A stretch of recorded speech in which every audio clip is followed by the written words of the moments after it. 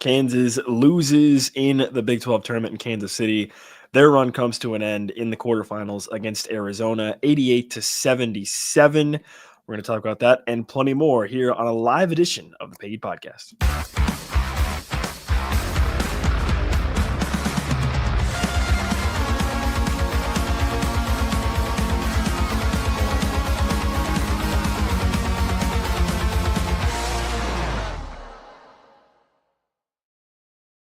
This is the Paid Podcast on the Kansas City Sports Network. I'm Nick Springer here with Kevin Flaherty.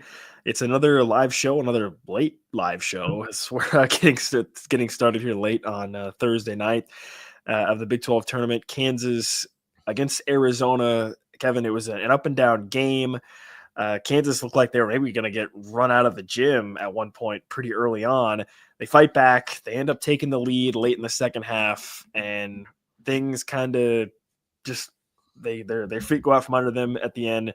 They end up losing by 13. I think people will look at this score and say, oh, well, Kansas just got kind of handled by Arizona. They only lost by 11, Nick. Like, let's get 11. Let's get that out here right now. Yeah, look, it's late. I can't do math. I've never been able to do math. I don't know why I'm trying to use the excuse that it's late. That's why I can't do math. But I can't do math at any time of the day. They end up losing by 11. I think people will look at that score and say that Kansas got handled pretty easily, but that wasn't what I saw. I saw a team that really fought back, especially early or late in the first half, and then into the second half, and to the point where they end up taking the lead with around 5 minutes to go in the game, a little bit less than 5 minutes to go, and their legs just kind of gave way. I mean, I think that was kind of really my big takeaway from the game. Obviously, we'll get a lot more into the nitty gritty of it and the details of it, but their Big 12 title run in the conference tournament comes to an end here, which is disappointing. And now you only have one thing left to look forward to, and that's the big one, the NCAA tournament coming up. Yeah, it wasn't in a lot of ways. You look at it and you actually say, hey, there were a few positives. Obviously Kansas shot the ball well from the outside. Offensively overall, it wasn't a bad performance, but Nick, that defense was extremely poor. Arizona averaged, I think, 1.31 points per possession, which, again, if you're not a points per possession person, and I get that, that's basically better than the nation's best offense. So Arizona basically had the nation's best offense tonight against Kansas. And so when you look at it, some of that was down the stretch. Like you said, Kansas's legs kind of gave way. But a lot of it was in the first half when Kansas kind of put itself in a bad spot early on, not closing out, not tracking guys around the perimeter once again. That was an issue. I did think some of that cleaned up a little bit. I think that the other part of it, though, is Arizona was never going to be the sort of team that was going to really make you pay from behind the arc in terms of taking a ton of them. So it probably, wasn't as bad a matchup. Whereas if you're going up against, say, BYU on a night where you're not polished from behind the arc, we saw what happened there. But a lot of defensive things to clean up, and quite frankly, Nick, not a lot of time to clean them up before Kansas goes into real elimination mode. Yeah, and Arizona, you touched on it. Arizona is not a team that typically takes a lot of threes, and they aren't a particularly great percentage-wise shooting team either. But you're right. In the first half, when you get wide open looks, guys are going to knock them down, right? I mean, that's just how it goes, and that's kind of what happened to Kansas early in the game. And like I mentioned off the top, it was at that point. I mean, Kansas gets down, I think 13 at one point. I think it was 27-14. I'm pretty sure KU was down, and I tweeted it. Kansas looked like a team that had just played an overtime game in less than 24 hours ago, right? Yeah. Like they looked sluggish. They didn't look in the game. Arizona was absolutely capitalizing off of that. And then a switch kind of flipped for KU, and they started to get things going in the second half of in the last 10 minutes of that first half, and eventually cut it to three. Cut it to three late in the first half before Arizona hits a three, and then they end up going a score, and Kansas doesn't score. You end up going into half down 8, which is kind of a common theme we've talked about throughout the season, where there's been plenty of games where Kansas has been in position late in the first half or late in the game for that matter, really last 2 minutes of either the first half of the game, and they've floundered a little bit or struggled, and teams have capitalized, and that kind of happened again tonight. That set Kansas back by 8 at the half, which was certainly, I think, at the time frustrating, but that didn't stop Kansas. They continue to fight back in the second half. I think that's kind of my overarching theme from this game is I don't think it was a lack of effort from Kansas. I mean, I think the it fight was there. Yeah, I think the fight was absolutely there, and late in the game, their legs gave way, but they didn't give up, and certainly we're going to spend, I think, some time talking about Zeke Mayo and the way he played tonight. But yeah, that was kind of my takeaways. Hey, this team fought yeah, Arizona's a pretty good team. Kansas defense was terrible. You're probably not going to win very many games if that is the case. I don't know how much of that you want to pin on the fact that they just played an overtime game less than 24 hours ago for some of the defensive problems they had. I don't think you can blame. I don't think you can blame it all on that. Certainly. So Kansas will need to look in the mirror on that from that standpoint, because that defensive effort could mean a first round exit for Kansas. Sure. Next weekend.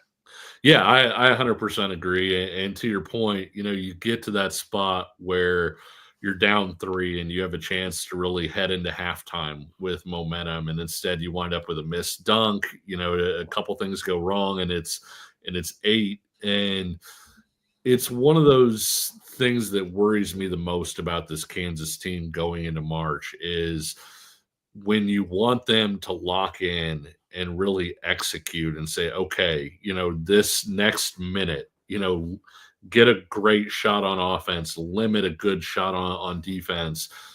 I'm not sure that that's a gear that this team has really found. And it's interesting because they did close out well against Arizona when they played at Allen Fieldhouse at the end of that game.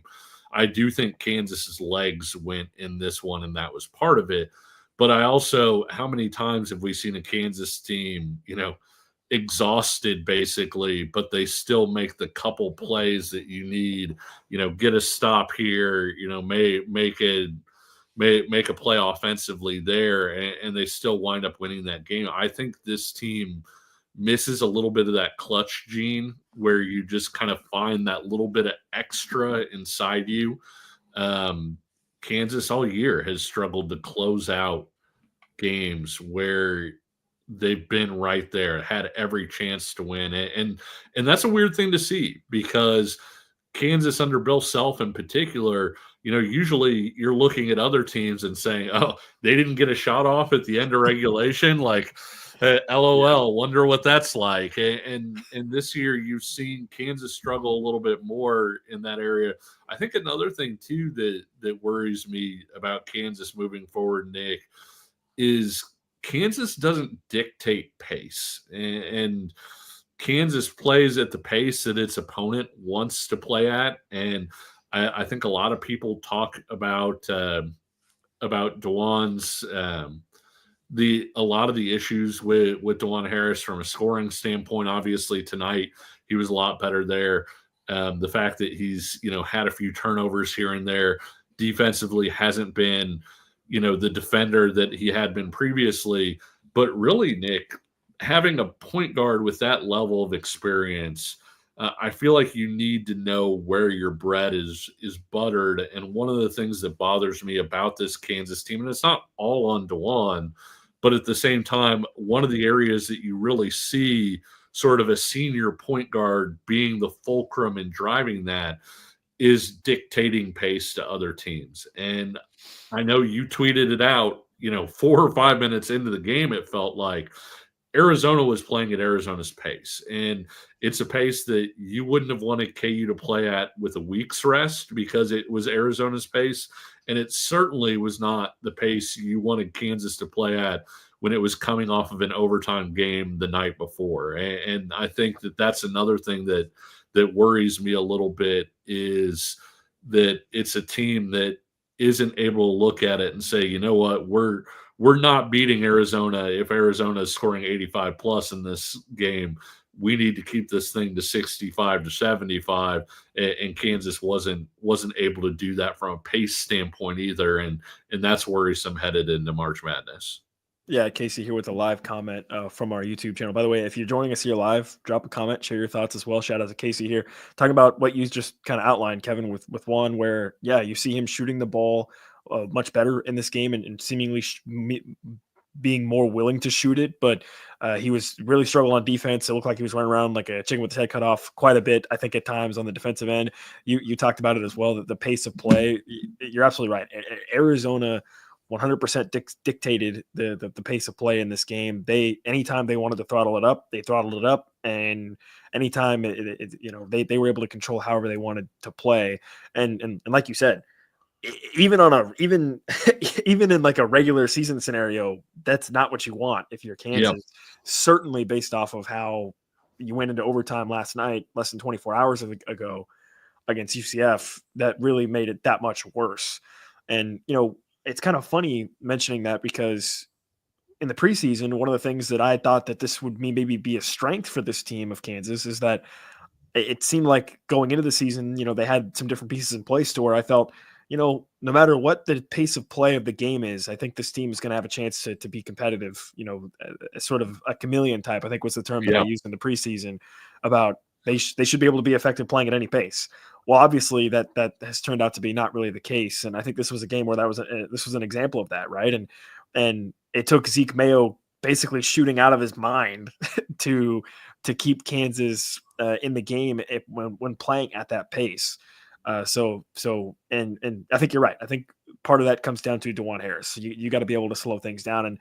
And there's been some times in recent games where it feels like it's an opportunity for Kansas to slow things down and have an opportunity to run a set play. And instead, Dajuan Harris speeds them up. And then there's other times where they slow it down. And I don't know. It feels like his radar for gauging how to operate this Kansas offense feels a bit off. And I don't know if that's because this offense has been kind of disjointed the whole season, really, right? Like maybe that's affecting his ability to kind of read what he wants to do with the offense. But yeah, it is what it is, and that is something that I think definitely could be concerning going forward. Do you want to talk more about this? We've gone almost 12 minutes in the show. We haven't really talked about Zeke Mayo that much at all, so I definitely want to get into that as well, as because that was one of the biggest positives of the night. We're going to take a quick break real quick. As always, though, that gives us a chance to remind you about Home Field Apparel. If you want to shop Home Field Apparel, some of the best college apparel around, you can do that at homefieldapparel.com. You can use that promo code PAYHEED24, 15% off your first order. They've got 50 plus Kansas items. They just released some new Kansas items in the past 10 days or so you can check those out as well. KU baseball season around the corner, which, by the way, if you missed it on our feed, you can check out our interview with head coach Dan Fitzgerald of the KU baseball team as well. That dropped earlier in the day on Thursday, so check that out also. And all that is to say that Home Field Apparel's got you hooked up, whether it's KU basketball here to end the season or KU baseball coming up this spring. Head over there and shop Home Field Apparel. Use that promo code PAYHEED24 for 15% off your first order, and we're back in just a minute. Looking for tickets for your next event? Tickets for Less is your #1 source. Save big on every purchase when you use promo code KCSN at ticketsforless.com. Success in real estate takes more than vision. It takes the right financial partner. When someone takes something rundown and turns it into something great, that's called a comeback story. Like Bryan Group. They take distressed properties here in KC, completely rework them, and then turn them into valuable real estate. But that kind of work needs the right bank behind it. Enter Emprise Bank. They're not about cookie-cutter loans. They saw Bryan Group's vision, backed them, and now they're making big moves in Kansas City real estate. Talk about your partner in possible. Emprise doesn't do one-size-fits-all financing. They invest in potential and back growth. Visit emprisebank.com/KC to learn more. Emprise Bank, member FDIC, equal housing lender. This is the Paid Podcast on the Kansas City Sports Network. I'm Nick Springer here with Kevin Flaherty, a live edition of the show. And thanks so much to everybody hanging out tonight, late tonight after Kansas loses in the Big 12 tournament against Arizona, 88-77. If you haven't already and you're here, what are you waiting for? Subscribe to the channel and like the show and drop a comment. We've got some great comments here already early in the show tonight. So thanks so much, everybody that's tuning in and sharing their thoughts after tonight's loss for Kansas against Arizona. And yeah, this feels like the goodest time as ever to talk about by far the biggest positive of the night, which was Zeke Mayo flipping the switch. He was absolutely phenomenal. In the second half, he hit multiple really contested threes. He was very, very impressive in the game for KU and really carried the scoring from the perimeter. And that's basically what we've been asking for. What we've been looking for is when you have sort of that steady Eddie down low with Hunter Dickinson, you know what he can provide you. You need that scoring from the perimeter. And Dajuan Harris certainly gave some as well tonight, so he deserves a little bit of credit there. But Zeke Mayo was outstanding. Yeah, and Arizona didn't double Hunter at all in the first matchup, and that was an adjustment that you saw for obvious reasons in the second one after the way the first matchup went. But I'm just making the point that you really needed somebody else to step up because Arizona was not going to give Dickinson the same, the same lane to get points that he had before. And so seeing Zeke shoot the cover off the ball in the last couple games was fantastic. He seemed to have a lot of confidence. Unfortunately, the last couple threes he took, I think his legs just kind of went and weren't there anymore. Especially that last three, you could see there just was kind of no lift there. I just think that he got worn down at the end of it. It's a tough deal, Nick, because offensively you didn't play badly, and KC Sports Authority brings up the careless with the ball stuff. Kansas absolutely goes through some patches where turnovers are a major issue. It was really early in the game. I think I tweeted out at one point KU would turn the ball over on 33% of their possessions, but then they didn't for a while. And they didn't with a lineup that had Dajuan Harris, Diggy Coit, and Zeke Mayo out there. And so you had the three guards out there, and that group kind of steadied Kansas from that perspective. And again, 1.1 points per possession isn't fantastic offensively. It's also not bad, and it's also a lot of times enough to win if you compare the defense with it. Tonight, the defense was just brutal, sort of all the way around. You can win a lot of games with the offense that Kansas had tonight. At the same time, Kansas wasn't perfect offensively. Like so many people have mentioned, they missed bunnies. Hunter, I think, missed 2 dunks.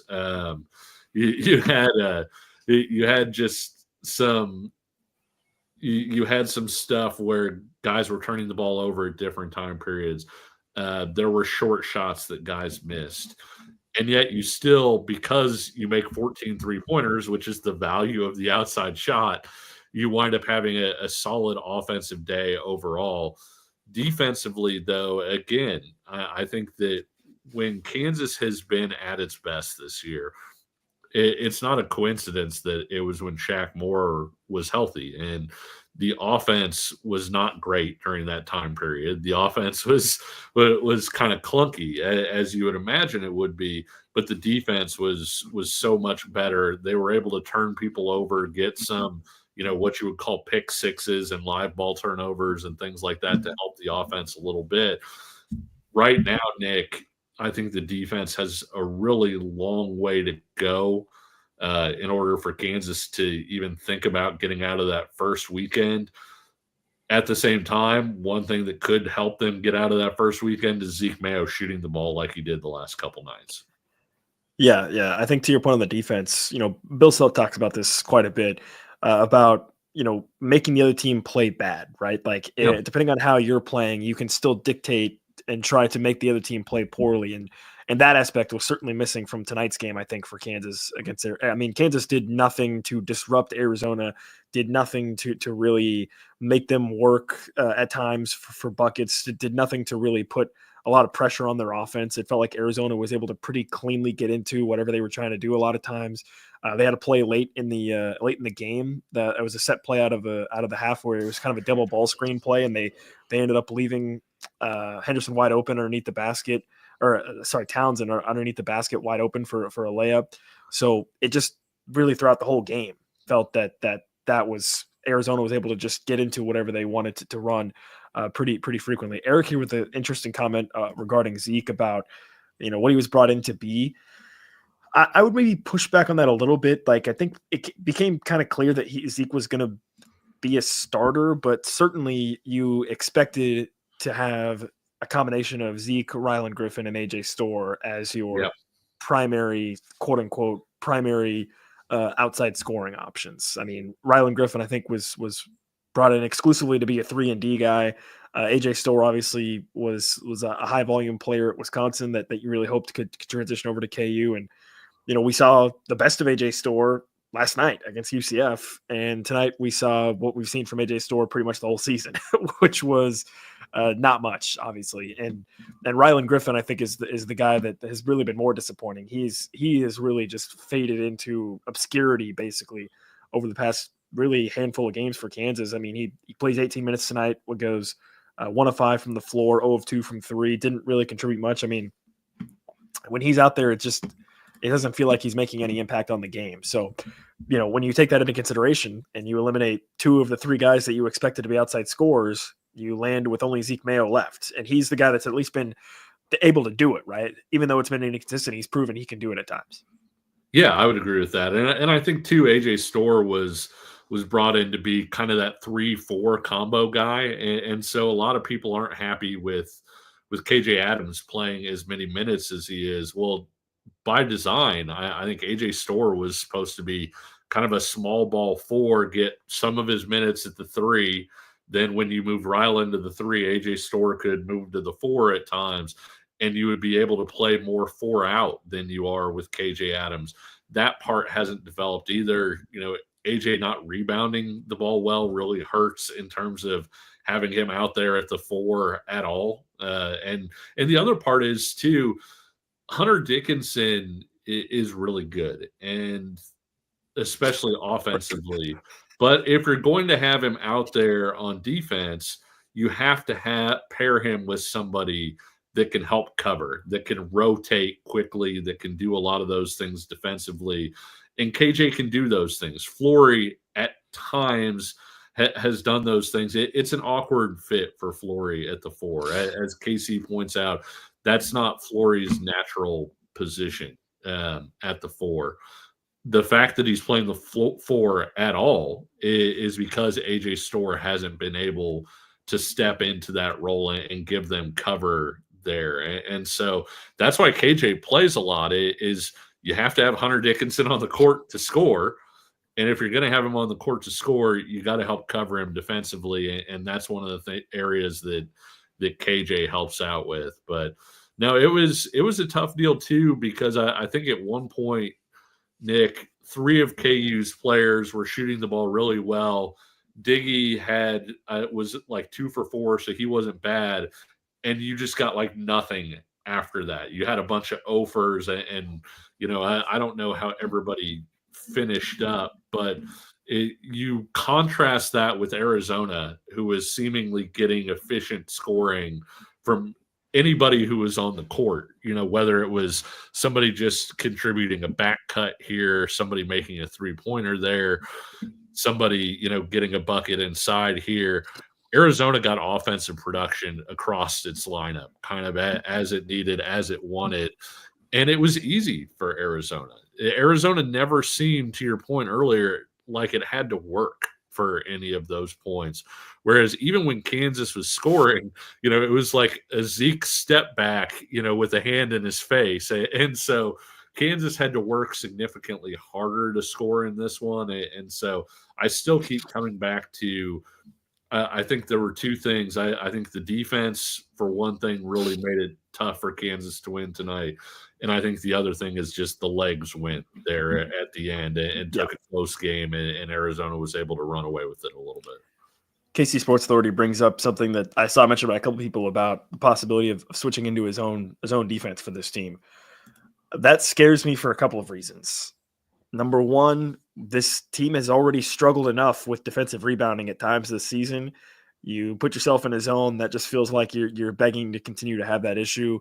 And then obviously tonight it was a perimeter issue, right? I mean, and if you're going to pack in a zone, then you leave yourself vulnerable on the perimeter as well. So Bill Self obviously has not been known to play a zone. I mean, I can count on a handful of times that I've seen him play zone over the last, dozen years, basically. So it's fairly unlikely. And I think, I understand the premise though. Like, if you're going to play defense, like we saw tonight, why not throw something at the wall and see what happens? So I get it from that standpoint, but I think you're asking for trouble considering some of the issues that we've seen this team have defensively in terms of rebounding and on the perimeter as well. That it could take a bad situation and make it worse. Yeah, I would agree with that. I also think it's a little bit harder to do now because you run into more big men who can shoot. But I would have liked to see maybe over the course of the year, and it's something we've talked about on the show. I don't think this is going to surprise you at all, Nick. I probably would have liked to see Kansas mix in more drop with Hunter Dickinson, where you're not asking him to hedge, out on the perimeter. You're more asking him, hey, stick around the paint and do all that. But the game has changed a lot, and you even saw it tonight. Visar, got the three when Hunter went kind of under that little screen and made the shot.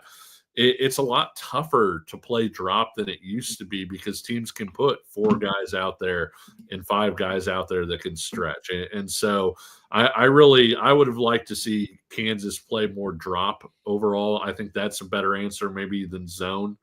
I do think one of the things that is a little interesting though, Nick, is KU's always had kind of that weird like triangle and 2 that it has had throughout Self's career that they throw out there. I know Fran Fraschilla is not everybody's favorite person, but he calls it kind of a YMCA zone. And he ran it, at times against teams that had 1 or 2 guys that could shoot and not a whole bunch of other people. And a lot of times it would just be that little change of pace for 3 minutes or 5 minutes and could get you a couple stops because it gets the other team out of rhythm a little bit. You haven't seen some of those adjustments maybe a whole lot either.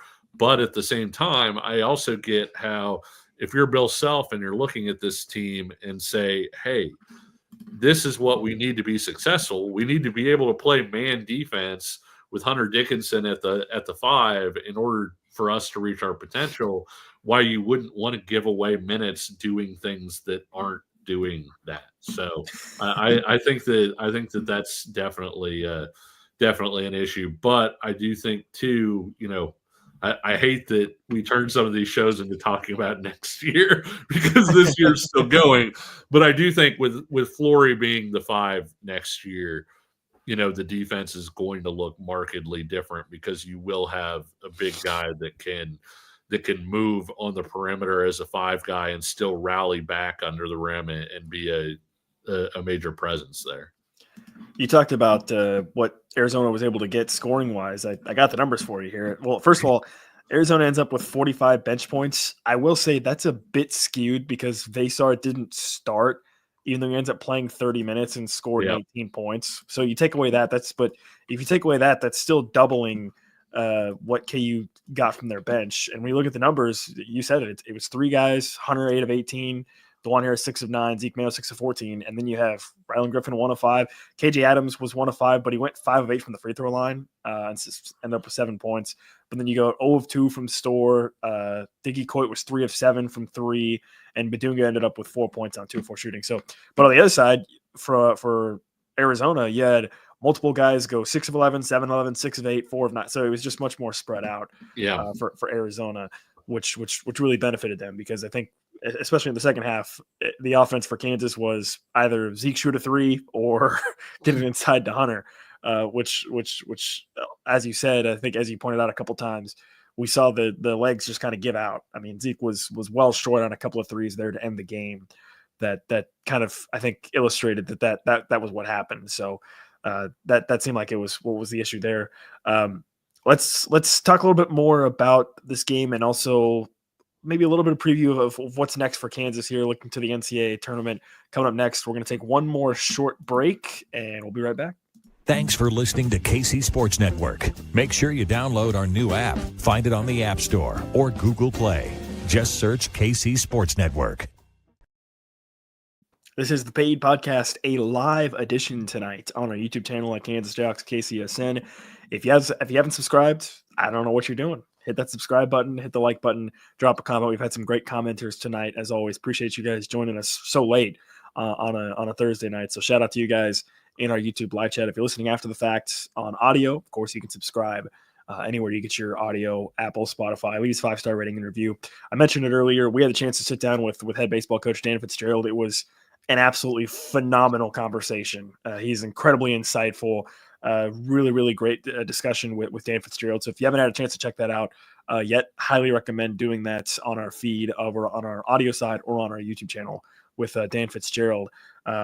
Also, quick programming note as well. We are going to be doing another live show on Sunday for Selection Sunday to break down where Kansas ends up and talk about the NCAA tournament bracket as a whole. So you'll want to be on the lookout for that, as well as we're going to be going live after the NCAA tournament bracket reveal on Sunday. Some people call it Christmas Day. Whatever for some of those people. I know John Rothstein, obviously it's definitely Christmas Day for him.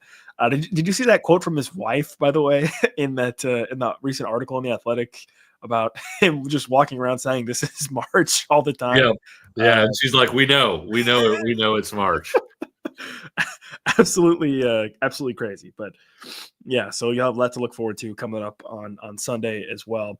Kansas unfortunately loses this game against Arizona 88-77. We talked about it. You had Zeke Mayo going off. You had Hunter Dickinson kind of doing his thing. Arizona adjusted. They doubled him a little bit more, and it worked out. He was able to make some nice passes a couple times. He had a really nice pass to Flory as well. What were some of the other takeaways from this game, Kevin, after Kansas loses? Yeah, and Dajuan shooting the ball well is a nice development. I mean, you aren't going to expect him to make 4 threes again. Probably the last time he made 4 threes in a game was actually when he made 5 of them to beat Kentucky in Champions Classic a year ago. So it's been a while. But I also think if Dajuan can come out and hit 2 for 4 or 1 for 3. Just where the other team has to kind of respect that he can take it, I do think that opens things up a little bit for you. It would be nice. It would have been nice to see Rylan Griffin break out in the Big 12 tournament. I think that was something that we were watching to see. Is he going to enter the tournament with confidence? Because for those who didn't watch Alabama last year, Rylan Griffin was a major reason they reached the Final Four. And it wasn't just shooting, it was the defense that he played, a lot of it on RJ Davis when they played North Carolina. He was terrific defensively in that game. And so he played a major role with that. I think, with regard to the questions about Shak Moore, it doesn't change everything, but it's kind of he's kind of a mini nuclear bomb, I guess, for lack of a way to describe it. I mean, he just kind of, throws off the molecules all over the place. People have to account for his energy. And I think the other part of it is Kansas doesn't have enough perimeter scoring right now. Kansas also doesn't have enough perimeter defenders right now. And I think that at least when Shaq is in there, he helps solve one of those questions. And so it doesn't change everything. It's not the answer because you're still going to have the scoring droughts and all of those things when he's in. But I do think that then you're able to match up a lot more. We talked about it last night for those of you who were here against UCF. KU doesn't have a great matchup for Darius Johnson. They just don't.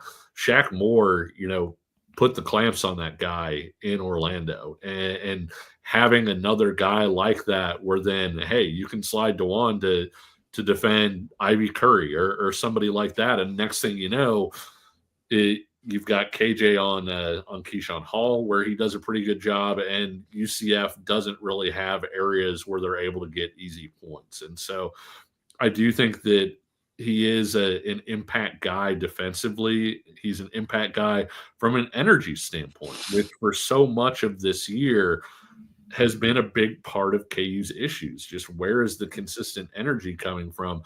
I will say, though, Nick, coming back from the Utah trip, when sort of everybody threw grenades at this team, and, a lot of people would say rightly so, the energy has been there. The try has been there. There have been times against Houston, they got worked on the glass, but I didn't feel like it was because they didn't play hard.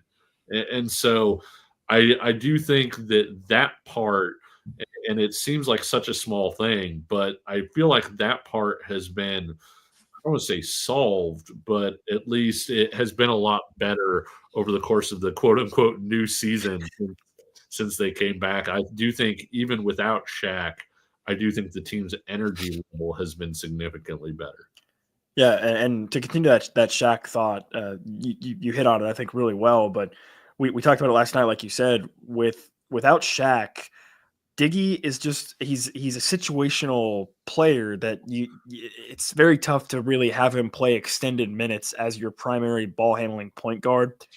And if Dajuan is going to struggle, you start to look around and you don't really have any other options when you have Shaq hurt, right? So it really, you kind of just hand the keys to Dajuan, and we saw it last night against UCF when he struggled, where there's just no other really other options, because Diggy he's just not a guy you can leave out there for an extended period of time, I don't think, as your primary ball handler because of his defense. So that's where I think you miss Shaq, is like he would be prime to be put in there. And we actually saw him be utilized in a lot of ways that you mentioned, like having him next to Dajuan Harris, right? Having both on the floor at the same time, which probably helps free up Dajuan a little bit more. So yeah, he's also a thicker guy, and you play somebody like Arizona where Jaden Bradley's a little bit bigger point guard.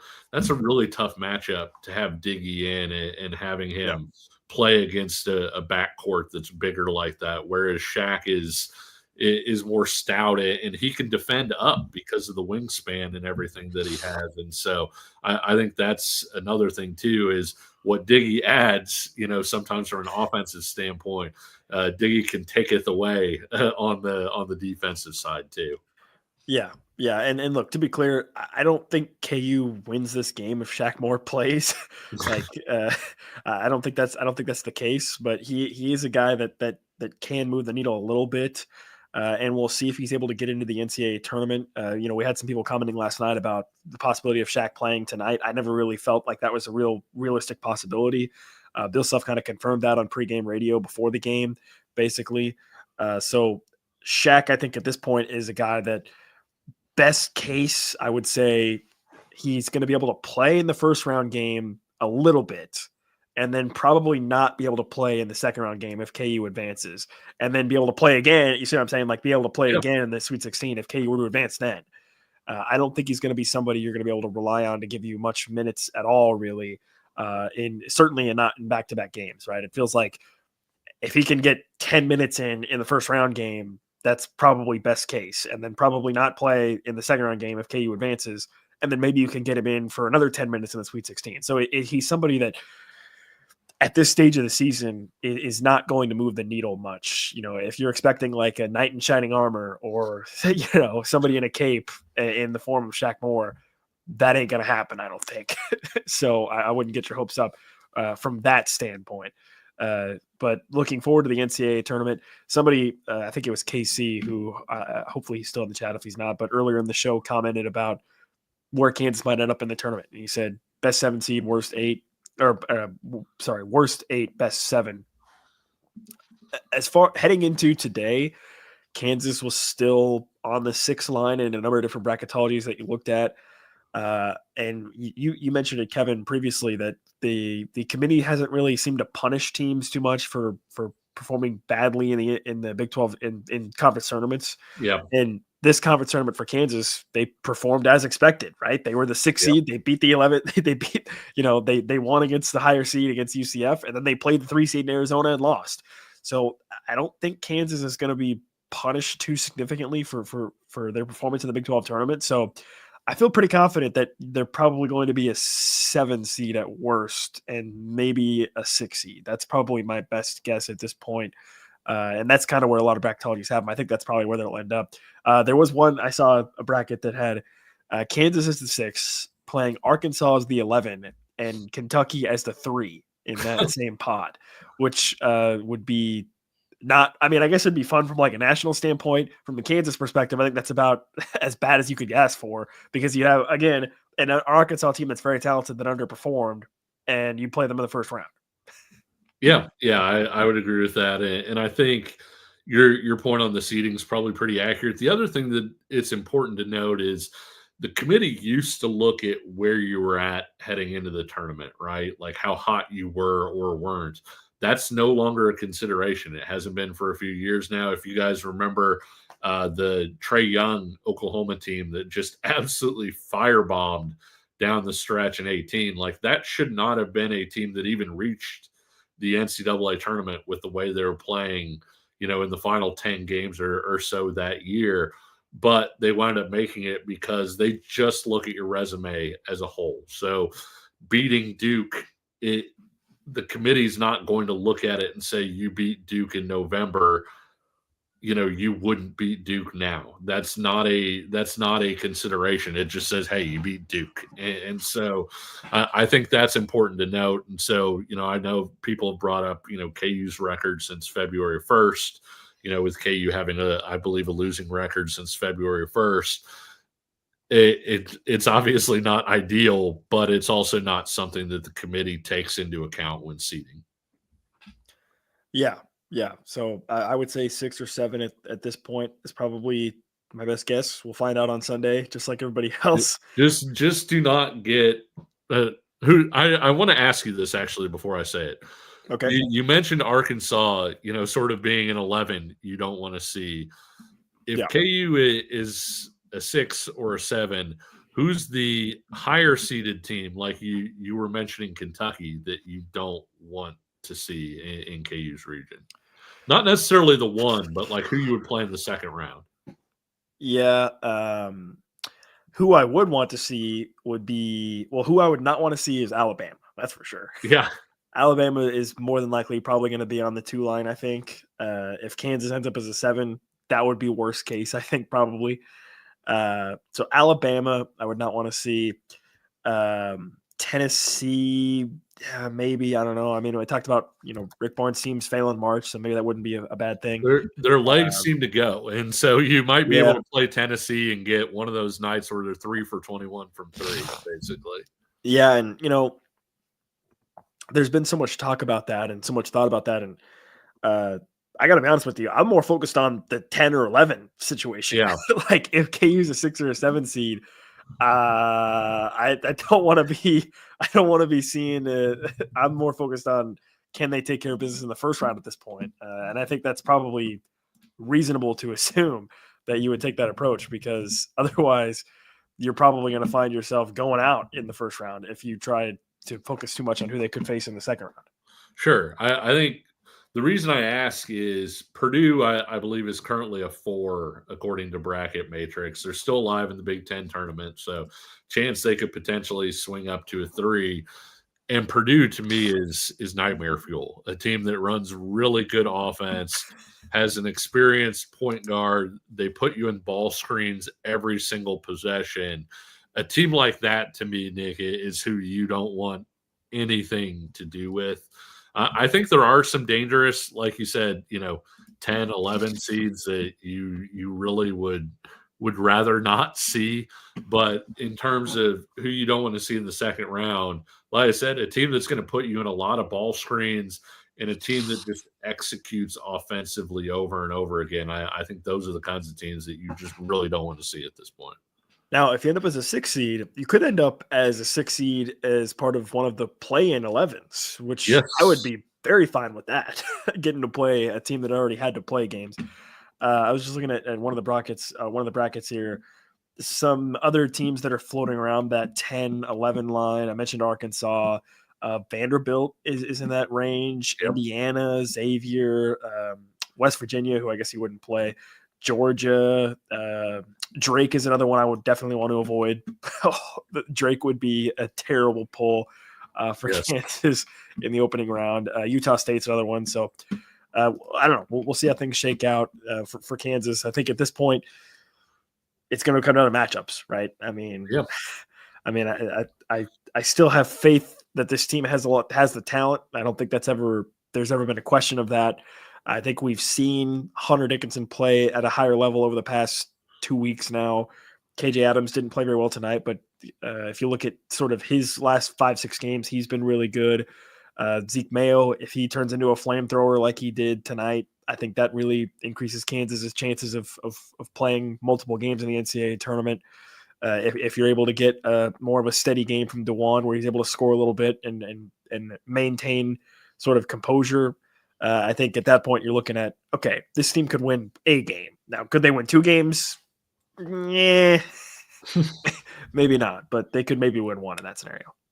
Yeah, I still like them to win the first one. Obviously, matchup dependent, but I think you've seen there's a reason that Kansas does so well in odd number grounds. They've got the whole preparation thing figured out when you've got a full week to prepare for somebody, and they usually do pretty well with that. And so I still like them to come out and probably play pretty well in round 1. I think in even number grounds though, Nick, a lot of times KU plays tight, and it's not necessarily always fatigue. It's not necessarily a lack of game planning or whatever, but Kansas just a lot of times isn't at its best in those matchups. And so to your point, that matchup could be very matchup dependent in terms of, hey, if you're in a round of 32 game and you're getting, Alabama getting up and down the court and launching threes all over the place with KU's perimeter defense struggling, it could look a lot like the Gonzaga game looked a year ago, which was obviously very ugly. But if you get one of those teams that maybe isn't quite at that level, or maybe you match up a little bit better with, KU already beat Michigan State this year, and Michigan State currently is tracking as a 2. And I'm not saying that Michigan State hasn't gotten better. It has. But I think when you look at Michigan State and you look at Kansas, that's the kind of matchup with a higher seed that you would at least feel better about, as opposed to playing somebody like Alabama. Well, we're not going to have very many more of these live shows left this season, unfortunately. So I do want to once again give a huge shout out to everybody that's hanging out with us tonight. We're approaching midnight Central Time on the show here. So huge thank you to everybody that's joined us live. If you're listening after the fact, thank you as well. Also for tuning in. As like I said, we don't have very many more of these left, so we got to kind of cherish them while we got them for the rest of the season. As I did mention earlier, we are planning to be live on Sunday post-selection show to break down where Kansas ends up and sort of the NCAA tournament as a whole. Possibly we may get into some of that talk as well. So you'll want to tune in after the bracket reveal for our breakdown of where Kansas is at and also the rest of the tournament as well. Kevin, you got any final thoughts here before we get that guy here? No, I think we pretty much covered it. I mean, we went over the game probably in more detail than most people would have wanted to, and then gave a pretty good look forward to what Kansas could maybe be expecting on Selection Sunday. And now it's just one of those things where, and now we wait and find out what the actual story is and who you're playing. It's out of your hands at this point. Well, if you haven't already, definitely subscribe. We've got tons more content coming your way the rest of the spring. Even after KU basketball season ends, we're going to be doing plenty of KU football talk through the spring as well. So be on the lookout for that. And KU baseball, we had a great interview with Dan Fitzgerald I mentioned earlier in the show as well. So check that out as well. So plenty more to be subscribed for on the channel, whether you're on YouTube at Kansas Jayhawks KCSN or if you're on our audio platforms. We thank you so much for subscribing. Thank you so much for tuning in. And until next time, we'll talk to you again soon. He's Kevin Flaherty. I'm Nick Springer. See ya.